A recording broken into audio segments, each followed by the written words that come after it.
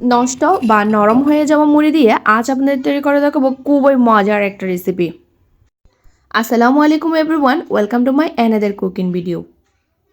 মুড়িটা আমাদের বাসায় কম বেশি সবারই থাকে, আর সে মুড়িগুলো যদি নরম বা নষ্ট হয়ে যায় তখন কিন্তু আর কেউ খেতে চায় না।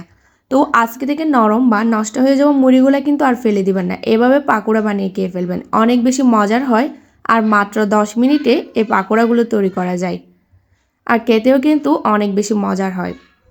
চলুন তাহলে আর কথা না বেরিয়ে রেসিপিটি দেখে নেওয়া যাক। তো এর জন্য প্রথমে আমি একটা মিক্সিং বলে নিয়ে নিয়েছি হাফ কাপ বেসন, সাথে দিয়ে দিচ্ছি 2 টেবিল চামচের মতো পেঁয়াজ কুচি, একটা দিয়ে দিচ্ছি কাঁচামরিচ কুচি, 1 টেবিল চামচ দিয়ে দিচ্ছি ধনিয়া পাতা কুচি, স্বাদ মতো লবণ দিয়ে দিচ্ছি। এখানে আমি হাফ চামচের মতো লবণ দিয়েছি। কালারের জন্য 1/4 টিস্পুন হলুদ গুঁড়া, ঝালের জন্য দিয়ে দিচ্ছি 1/4 টিস্পুন মরিচের গুঁড়া। পাকোড়াগুলোকে আর একটু মুচমুচে করার জন্য আমি এখানে দিয়ে দিচ্ছি একটা ডিম। এখন প্রথমেই সব কিছুকে একটু খুব ভালোভাবে মিশিয়ে নিচ্ছি।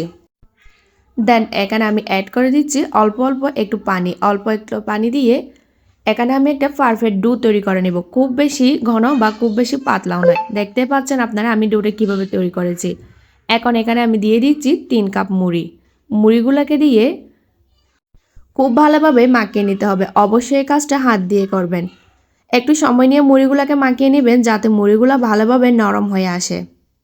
বেশ কিছুক্ষণ মাখিয়ে নেওয়ার পর দেখতে পারবেন মুড়ির পরিমাণটা কমে গেছে আর মুড়িটা খুব ভালোভাবে নরম হয়ে গেছে।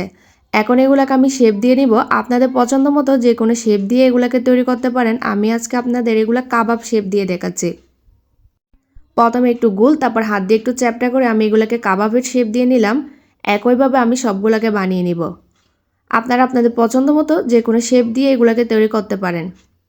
আর এখন চুলায় একটা প্যানে আমি পরিমাণ মতো তেল দিয়ে দিয়েছি। তেলটা হালকা গরম হয়ে এলে পাকোড়াগুলোকে তেলে ছেড়ে দিচ্ছি। আর মাঝারি আছে কিন্তু পাকোড়াগুলোকে ভাজতে হবে। একটা পাশে কালার চলে আসলে উল্টিয়ে আমি আরেকটা পাশ ভেজে নিব। এভাবে আমি মাঝারি আছে 4 থেকে 5 মিনিটের মতো এগুলো ভেজে নিয়েছি। যখনই দেখবেন খুব সুন্দর একটা কালার চলে এসেছে, অর্থাৎ গোল্ডেন ব্রাউন কালার চলে এসেছে, তখনই এগুলোকে তেল ঝরিয়ে উঠিয়ে নেবেন। তো আমাদের পাকোড়া কিন্তু এখন একদম রেডি। এখন শুধু গরম গরম পরিবেশন করার পালা।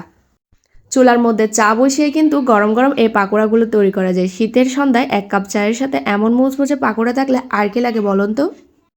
আর হ্যাঁ, এগুলো শুধু নরম বা নষ্ট হয়ে যাওয়া মুড়ি দিয়ে নয়, আপনারা চাইলে ভালো মুড়ি দিয়ে তৈরি করতে পারেন। গরম গরম সসের সাথে এগুলো পরিবেশন করতে কিন্তু দারুণ লাগে। তো কেমন লাগলো আমার আজকের রেসিপিটা অবশ্যই কমেন্টে জানিয়ে যাবেন। যদি আমার রেসিপিটা ভালো লাগে থাকে লাইক কমেন্ট শেয়ার করতে ভুলবেন না। এরকম আরও সহজ রেসিপি পেতে ফেস ফলো দিয়ে রাখবেন। সবাই অনেক বেশি ভালো থাকবেন, সুস্থ থাকবেন। আজকের মতো এখানে বিদায় নিচ্ছি। আল্লাহ হাফেজ।